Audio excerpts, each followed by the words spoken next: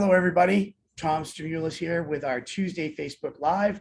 I'm with True North Group, and this is sponsored by the Virginia SBDC, or Small Business Development Center. Also, we'd like to welcome our SBDC from the U.S. Virgin Islands. They are joining us now. So for today, as you know, we're right in the middle of Cybersecurity Awareness Month, but there's two topics that I wanted to kind of talk about.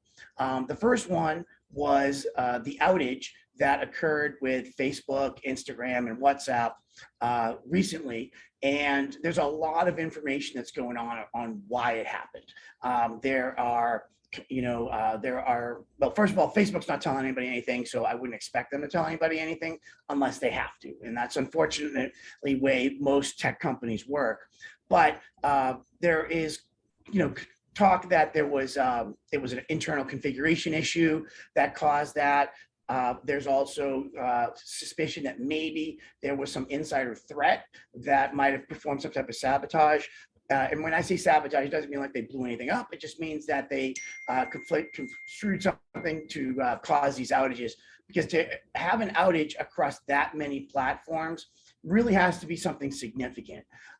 In addition to that, there's also a lot of, like, say, chatter on the internet that there is potentially 1.5 billion users' information that, in a separate incident from the outage, had been scraped from websites.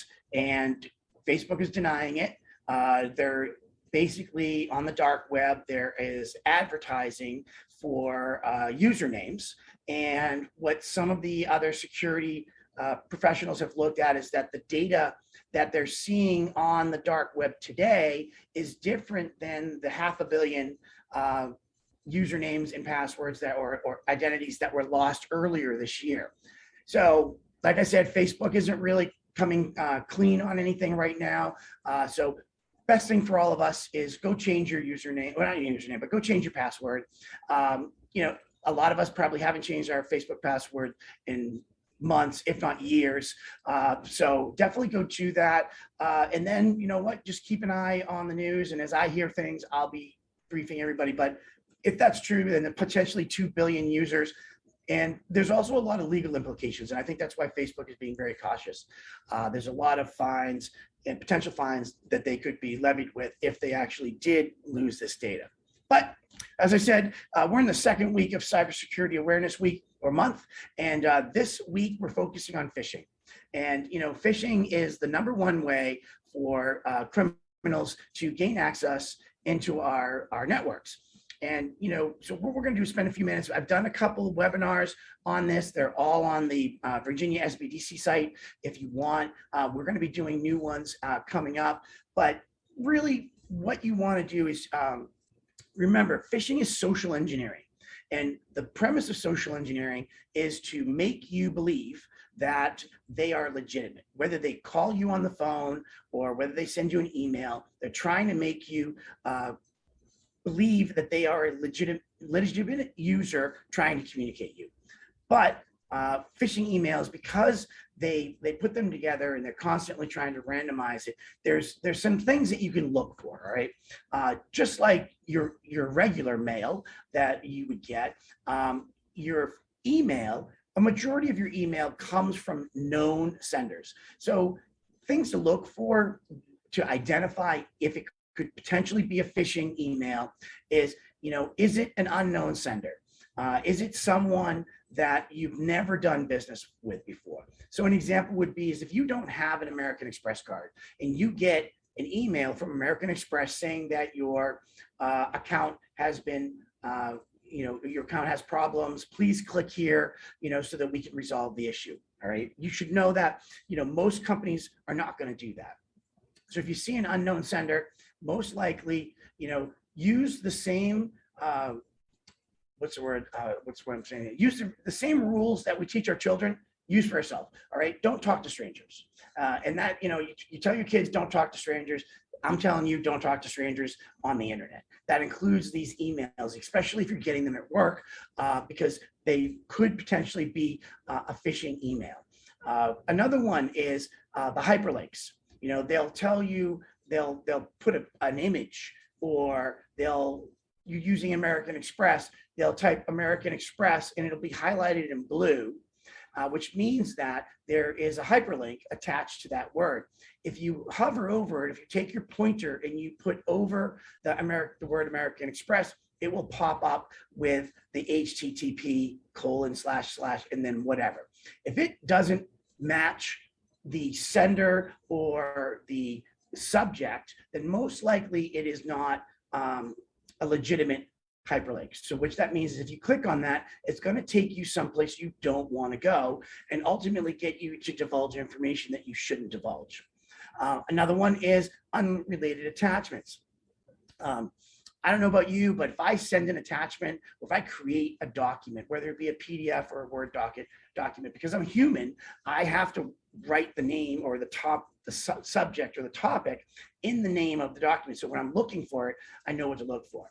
A lot of these attachments that come on these phishing emails are going to be PDFs, which you can inject malware into, but they're going to be some randomized set of letters and numbers that make no sense whatsoever. So if you see something like that, you have to be suspicious, because why would a human being name something ANQP97Z .pdf? How does anybody be able to resource or find that? So remember, an unrelated attachment to an unknown email is probably a sign that it's a phishing email that you don't want to click on.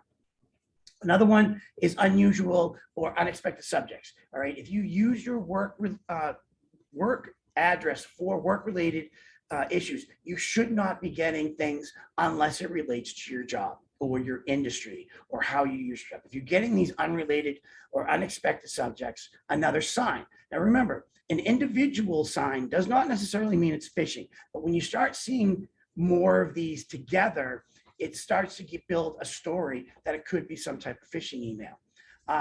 Another one is if you are getting work-related emails outside of normal business hours. All right. Now, for small businesses and entrepreneurs, we kind of get emails all hours of the day. But a lot of businesses have a 9 to 5, 10 to 6, whatever, and that's when a majority of those emails come in. If you start seeing emails coming in after hours, another sign. And then the last one, which they're getting better, but still, a lot of these phishing emails are created outside of the United States, and they're made with poor English, and actually, even if they get the English correct, the grammar. All right, there's UK English or British English, there's American English, but when English is a second language, sometimes they don't necessarily get the grammar correct. So if you're reading an email and it comes across as odd, that is another sign to look for. Now, when you see all these signs, each organization has different things. So if you're using like Office 365, you can actually go up to the toolbar and click suspected phishing. And then Microsoft will take that and add that to their database. Gmail, if you're using like Google Suite or something, Gmail has a really good spam/phishing capture, but still sometimes things come through. If you are working for a company that has some type of phishing tools or software, sometimes they'll have a button embedded in your email where you can click that it's suspected. If you don't have any of those, if you have an IT person or a managed service provider, forward it to them and let them, and as soon as you get it, as soon as you see it, forward it to them, let them identify, because if it is something that is identified as phishing, they can actually remove that phishing email from the exchange where other people may not click it. Because some people may not, follow Facebook Lives or may not really be aware of what a phishing email is, and they might click on it. But by you forwarding it and not just deleting it, it allows your IT department to get ahead of this and remove it from the system completely, protecting all of your coworkers and ultimately protecting your systems as well. So those are the things, like we said, we want to talk about. If it's unknown sender, if the hyperlinks don't match what the word is, these unrelated or poorly named or weird named attachments, unexpected subject lines outside of normal business hours, and then of course poor grammar or poor spelling are all signs that this could be a phishing email. So keep these in mind. It will really help you. It'll help your organization to ensure that you aren't hit with a phishing, because remember, ransomware, which is the real problem that we're dealing with across this, is the best way to get ransomware into an organization is through an phishing email. So if you can prevent that, then you can prevent your organization from getting hit with ransomware and potentially causing financial harm and damage to your organization. So that's it for this week. I hope everybody has a great Tuesday, and we will see you next week for a new Facebook Live. Thanks, everybody.